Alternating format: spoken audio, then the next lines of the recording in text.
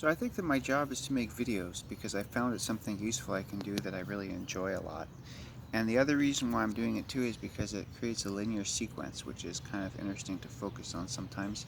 That continues with the process that we've been talking about. It continues with the process through memory and through trusting the universe.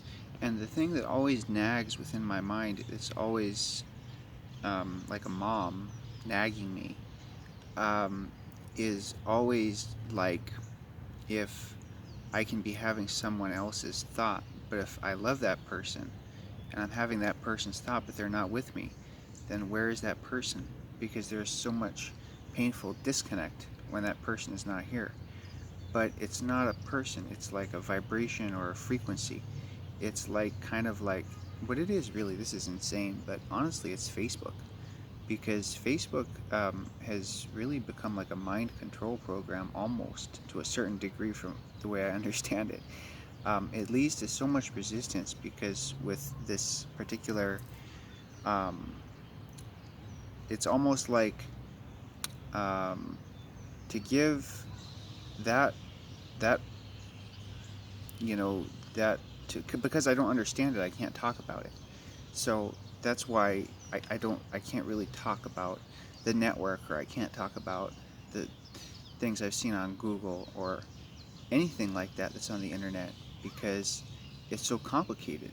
So I have a natural fear of it and a kind of distrust. But I've become very consumed by Facebook. So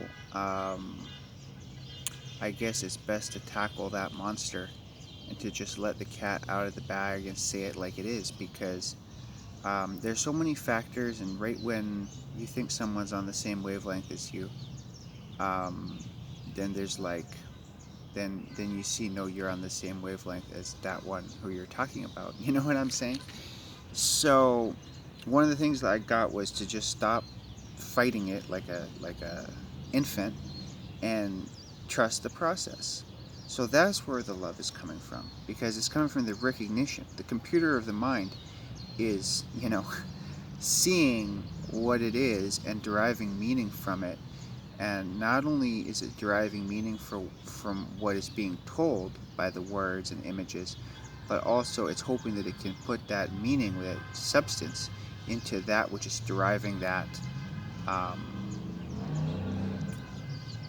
uh, silence and discernment and spiritual reality, as well as a reality of today's world in mind. And that's what I've been doing, continuing with the spiritual process, continuing with the surrendering process. And there have been times when I will feel myself starting to like extinguish because there's an agony there, using Doc's terminology.